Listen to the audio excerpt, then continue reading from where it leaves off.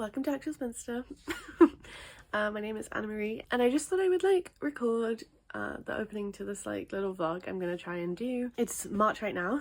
I think will be kind of PhD related because basically I have a specific kind of PhD deadline on the 25th of April, and in that time I also have a weekly deadline right now with my supervisors where I send them a little bit of writing about some of the stuff I'm working on right now.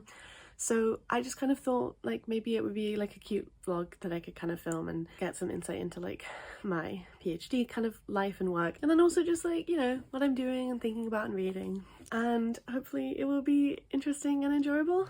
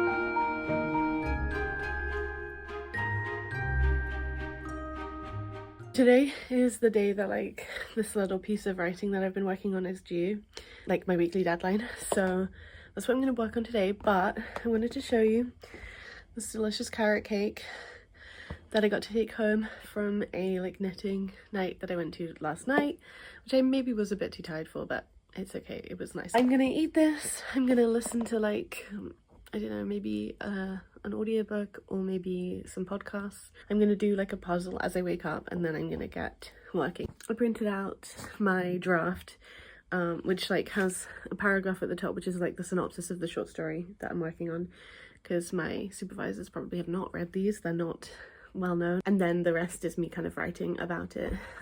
Yeah, I've been finding this one really hard to do actually, because I think basically because I've been having really intense brain fog, or and just really struggling to pass the structure and get it.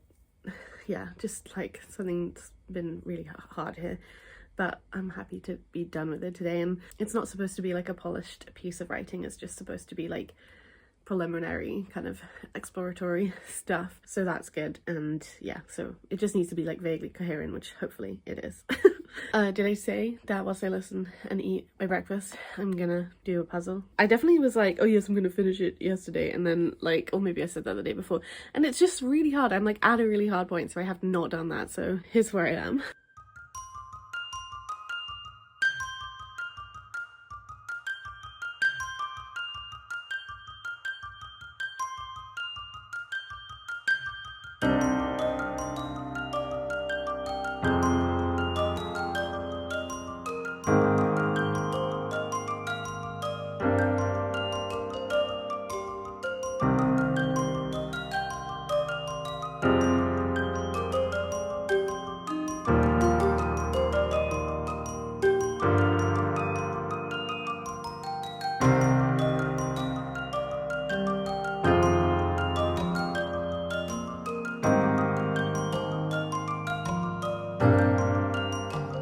Alright, hi. I'm not going to talk in depth about this because I will do a wrap up at some point, but I did finish this. I'm going back through it because I want to make notes of the references that it makes, but I thought this was really excellent. It's called Heavyweight, A Family Story of the Holocaust, Empire and Memory by Solomon J. Brager. It's a black and white graphic non-fiction sort of memoir, but it's also very weighted in a historicity and just an approach to both family and wider history that I thought was really important and really conscientious and rigorous, but also not in a way that felt too hard to enter. Like, it's still, I think, like accessible, and it gives you a lot of what you need, but it does refuse kind of like really simplistic narratives, and it also actively chooses and like very purposefully engages with like the relationship between like Nazi persecution and expansion and German colonial behavior prior to the rise of Nazism specifically, and I think that's a really important aspect of history and like 20th century history, and also like contextualizing, like historicizing the Holocaust itself is really vital, and so I thought that was really excellently done. Like I said, I am planning to like talk about it in more depth in a wrap up, because like I definitely want to. So I think on Storygraph I'm technically reading 4 things right now. One of them is like a book that I just put on because I wanted to log the pages of it that I had read, but to be honest, like I have not really picked it up, so I didn't like include it in this. The other things I'm reading are Sky Papers by Jamaica Aguilon, which I haven't made any progress with so far, but I am hoping to read it this month. It's just like, yeah, I think because like I was a bit disappointed when I started this, I haven't like quite got my momentum back with it, but you know, I'm not like gonna DNF it or anything, I just have like slowed down. The other thing that I'm reading is The Portrait of a Lady by Henry James, which I started recently, but I'm about 126 pages in. I'm not really enjoying this so far. Like, it's just very sort of like on the nose, almost like in a way that I really didn't expect. Like, it's very like, oh, like she was just like a character in a novel, and it's like, yeah, this is a novel, crazy. Thanks, Henry. I'm not really that interested. I am gonna keep reading it. I think I might try and find a audio copy, because I think that would like help me get through it quicker. But yeah, I don't know, I kind of am like surprised, because I honestly thought that I was gonna be like grumpy about Henry James, but then once I started it, I would just be like, okay, this is actually kind of fun, but like really, I just don't care. And it is a lot of pages to care about. I like to read if you don't care. The other thing is this delightful folder. No, it just has books from, it doesn't have books, it has pages from a book of like socialist short fiction that I am reading through really slowly. The stuff that I'm writing weekly for my supervisors is about some of the stories in that collection, so I have mostly been rereading the ones that I've already read and writing up on those, but I also have one longer one that I've been trying to read simultaneously. There are others in the collection that I do want to get to, but most of those are shorter ones. Actually, there's also another longer one, but it's by Robert Blatchford. It's just because I'm interested in what the story is, because it's like utopian. So yeah, I'm going very, very slowly with these, but like that's fine, like that's to be expected, it's part of the process. And then in terms of what I'm gonna like pick up next, well, should I talk about the zines that I've got recently first? I'll talk about the zines that I got recently first. I think I showed footage of me opening this zine package actually, so we'll just start with it. But these are zines by Tiny Rat Magic, who like honestly I found, and I'm like obsessed with them. I just love like their whole like vibe, and like they did this series which I got like 6 of, and I did send in another order, and so I didn't get the whole collection of this series, but I got like 4 more or something, so almost the whole year. Basically they produced this zine called Brain Fart for the whole year, and that it's just like literally a 1-page zine, so it's like folded, and then it also has like a poster in the middle, and like you could color it in, and they have like different ones. This is just like about a walk, this one is about like getting glasses, this one is about Halloween. Well, it's actually more about like October and like autumn and seasonality. This one is about their garden. This one is about a trip they went through like a cemetery, which is really lovely. Like I really like the angel drawing, obviously. In fact, honestly, that would be an excellent tattoo. And then this one is the final one, which is just kind of like a collection of stuff, I guess. Anyway, I just like really love like Tiny Rat Magic's like approach to like making stuff, which is really, really inspiring, and like it's made me want to try and do this, and I think I will, like obviously not brain fart, but just like making a 1-page zine like this with maybe like a poster or something. I was thinking like I could do some like collages on the inside. Yeah, I don't know, I think it would be like a fun kind of experiment and like a way to be creative, and I love the idea that it's like a year-long project where you make one per month. I also picked up Little Bits. This has got like some water spilled on it, so sorry, but which is just like their like per zine and stuff, and it was also really nice, and like yeah, just like really enjoyed it. Some great like drawings and comics and things. So yeah, and then the other set of zines I got are quite different. Like they're from a really lovely Etsy shop called Hida Mitzvah, which I can't remember if I've talked about on this channel before. Actually no, I think it was on my like knitting channel that I talked about Hida Mitzvah, because I freaking love Hida Mitzvah, but I won't go into it now. But like yeah, I got these 2 zines. This one is Symbols of Shum, and like that says Shum, like in Hebrew, like it's the Hebrew letters for it, and it's about 3 cities, Worms, or Worms, I guess, and Mainz, and they're like various like symbols and things that have like Jewish heritage and history there. So like these symbols, and then like it shows like where they're from. Like this is from Mainz. There's a Levite's picture, and it was found on the tombstone of Georg Simon Hamburg from Mainz, who passed away in 1869. And yeah, I just like really loved it. It's great, and I haven't fully finished reading this one, but I think it might be my favorite, but we'll see. This is, yeah, I just like love this as like a thing to do. This is Art of Abandoned Jewish Cemeteries of Hungary, which is, you know, exactly what it says on the tin. And there are all of these abandoned Jewish cemeteries in Hungary, which are kind of in ruins and stuff. And so this is like a collection of, yeah, again, like kind of symbols found, and again they like show where the symbol was, and then have like as much information as can be kind of shared from it.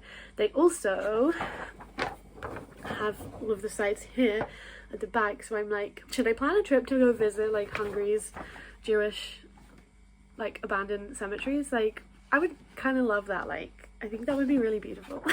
Yeah, and I just like overall like love these 2 zines, kind of like commitment to like diasporous Jewish life, and also to Jewish presence in Europe prior to the Holocaust. I think that's really lovely, and I think it's obviously like a tragedy that these like cemeteries are not being maintained and upkept, and obviously it's because the legacy of Jewish life in Hungary isn't seen as like valuable to preserve by, you know, the government, the people, whatever, or like enough people. So that was that interlude. I will of course leave links to the like Etsy shop where I got that, and then like I guess I feel like I've been talking for too long for this like snippet, but whatever. But I guess I just wanted to say like here are some of the books I think I'm going to pick up next. I think I want to start Liza of Lambeth soon, and then I want to read I mean like I will probably read all 3 of these. This is like a bound up collection of this Judith Kerr series, Out of the Hitler Time, which has, yeah, the most famous one, which is When Hitler Stole Pink Rabbit.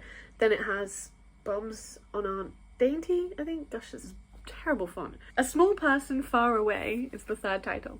So yeah, my aim is to read When Hitler Stole Pink Rabbit, and depending on like how fast I read that, I guess I might keep going, but I think I'll probably just definitely make sure to read that. I'm not sure if I'll start it before Liza. I think I might, but we'll see. And the other book I do really want to like read, I actually have read like the first like 2 pages of this, but that doesn't count as starting it.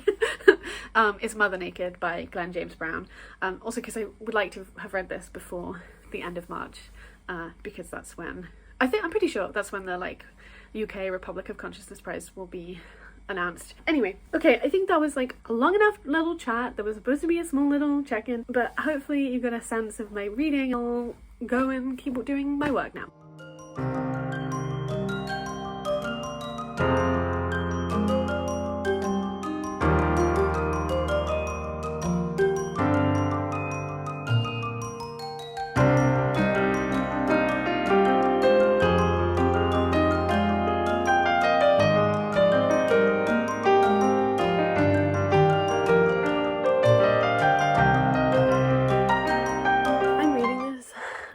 Enjoying it, and I'm trying to figure out if I should like make myself keep going, or if I should stop, or if I should watch the film with Nicole Kidman.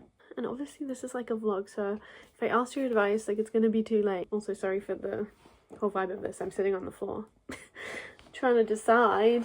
Like, okay, so I'm on page like 240 or so. It's like 630 pages or something unbelievably annoying. So 240, okay, so I guess I have like about like 380 or something left to read. Do I really want to?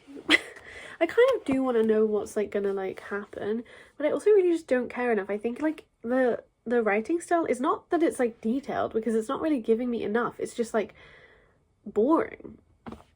And I guess it is kind of detailed in that sense, but I mean like I'm like a fan of description. Like I'm not like, you know, like I love Angela Carter's Purple Prose, but it just doesn't feel like it's giving me anything. Like there's a kind of claim to neutrality around the description that I dislike and think is boring. I did find an audio copy that I could listen to, which is narrated by Juliet Stevenson, who I do love. But even Juliet can't make this book like interesting really for me. Which I do. I mean, you'll just have to wait and see what I decide, I guess. And so will I.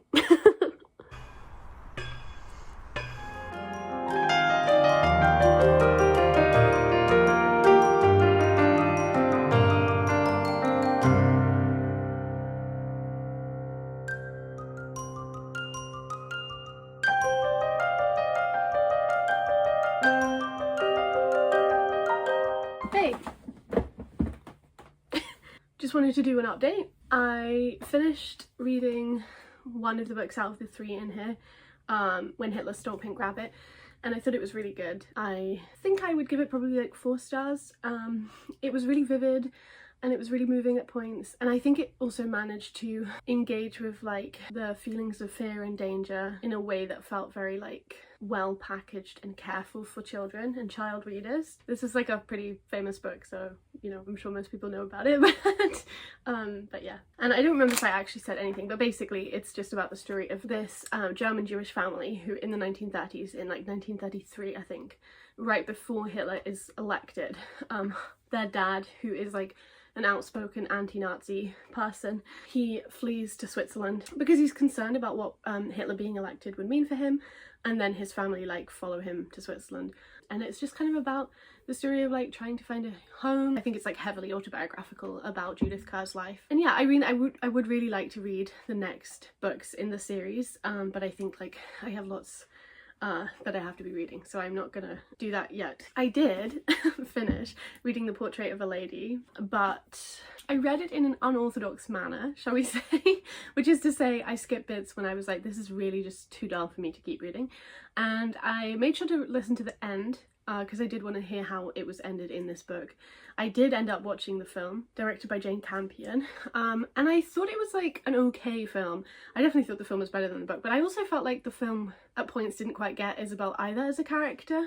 But at the same time, I think I sort of viscerally hate Henry James at this point, but to the degree that like I'm a bit obsessed with him. So I also read, but again also in my like skim reading manner, Daisy Miller, which is like a novella in this. I also have started The Town of the Screw because I was like, I may as well just read that because I have already read that and I don't think it's going to be as hateful.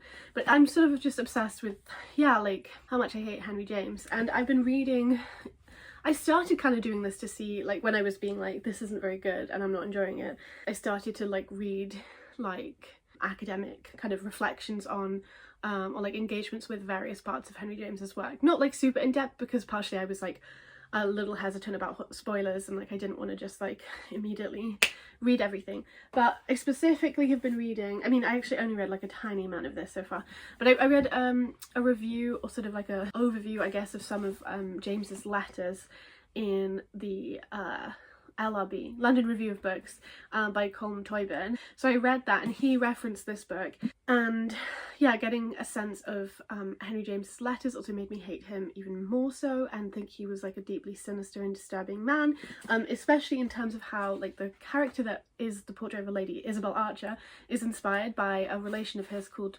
Minnie Temple or Mary Temple, and like the letters that he wrote upon hearing about her death are like honestly sickening in how they describe stuff. I'm not going to go into detail because I actually think I might make like a whole video about this.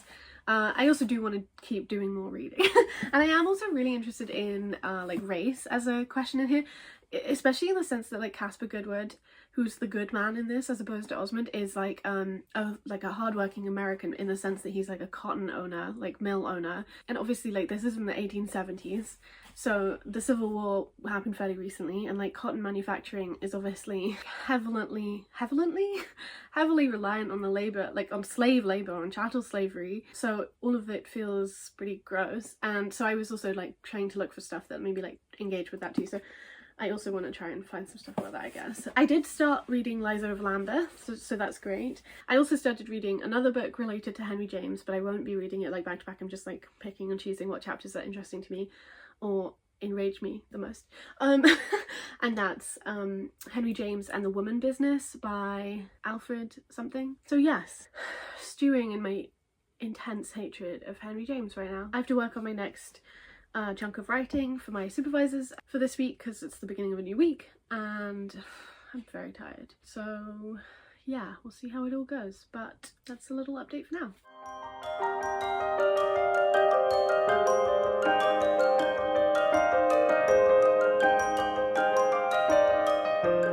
I just wanted to film like a little update because like this week I started yesterday, I can't remember if I actually recorded anything, but like working on this week's short story, which I reread and I wrote quotations from, and then I also wrote the synopsis like because it was fresh in my mind, like I had just read the story, but I will definitely be editing it and like adding to it.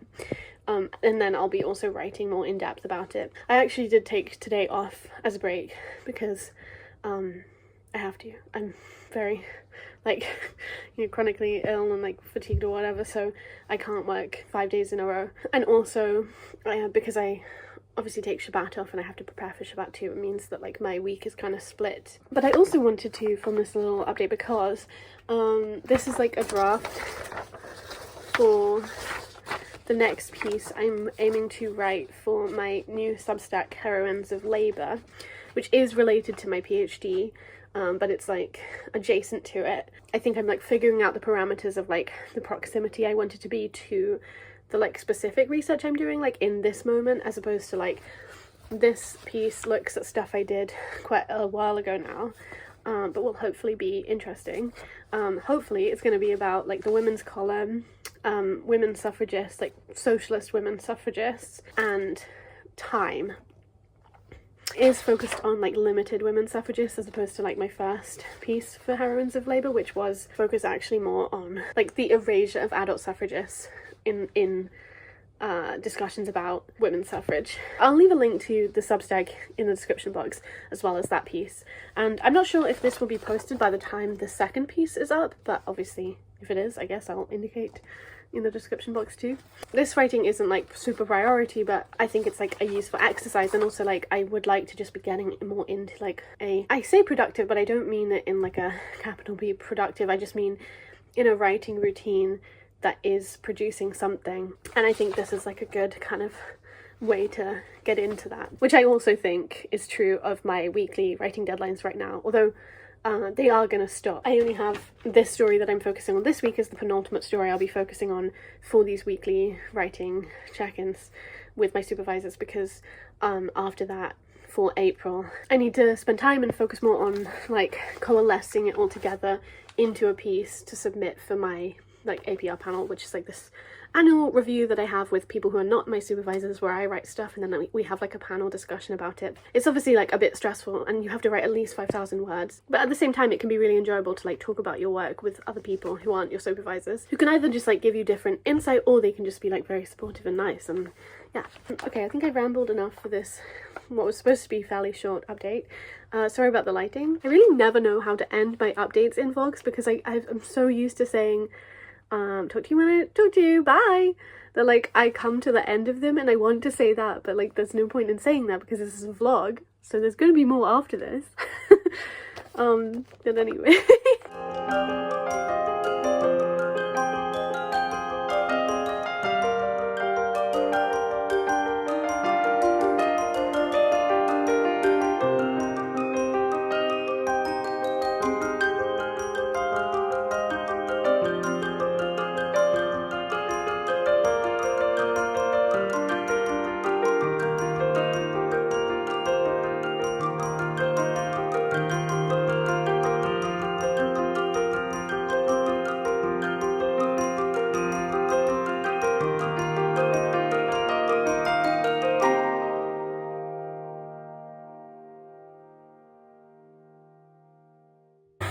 I'm exhausted, but yeah, speaking of the devil, and I look exhausted. What am I trying to say? I've sent a draft to Mari, who very kindly agreed to look it over before I send this to my supervisors, which I will do like this evening probably. I managed to write like 600 words in about 30 minutes, probably slightly less than that, but just like you know, generally like around that. So I'm very happy about that, because last week I sent in quite a small amount. I was worried that like I would struggle to write more this week, but I did. And I also did this thing where like I've kind of managed, because this week's story like I wasn't particularly interested in, but I've managed to like write my way into finding it interesting, like. And I don't know about other people, but for me, like, often, like, I'll have some ideas and I'll be, like, writing through them or whatever. But as I'm writing, like, more ideas will come to me. And, like, partially through, like, explicating or, like, describing or making one argument about some aspect of it, I come to another understanding or another argument, or maybe just, like, another reason why I'm correct in my argument, or like, you know, piece of evidence for it, as I'm doing that process. So for me, like, writing can be like really generative in that way, and that's nice and interesting. And yeah, I've just somehow managed to make this one actually genuinely kind of interesting. But I also feel like if anybody read the story, they'd be like, yeah, it's not very good, and I would be like, yeah, I agree, but did you think about this aspect of it? Yeah, so that's nice. I'm very happy to be done with this week. Weekly deadlines are very hard for me, and I'll only have next week's, and then I'll be done for a while with weekly deadlines, but I still have like a big deadline coming up. But I mean, it is kind of nice that I've written quite a lot. I was doing some maths. Oh, like, I wasn't really doing some maths. I was recording how many words I had written per week. And in the first 2 weeks, I'd already taken together written over 5,000 words. And this week, I've written at least 1,900, 1,800, something like that. And hopefully, I think I have like 1 or 2 paragraphs in me still. So that's gonna hopefully get up to 2,000. So that's really good, because I do have this 5,000 word piece due in April, and which won't be this writing, but it will kind of be based off of it, / I need to sort of figure out the Venn diagrams of where things are overlapping and where I can make a wider point about Socialist women's writing fiction. But yeah. Ooh, the good thing about like sending it to Mari is that I can take a little break, which I might lie down. Yeah, I'm gonna lie down.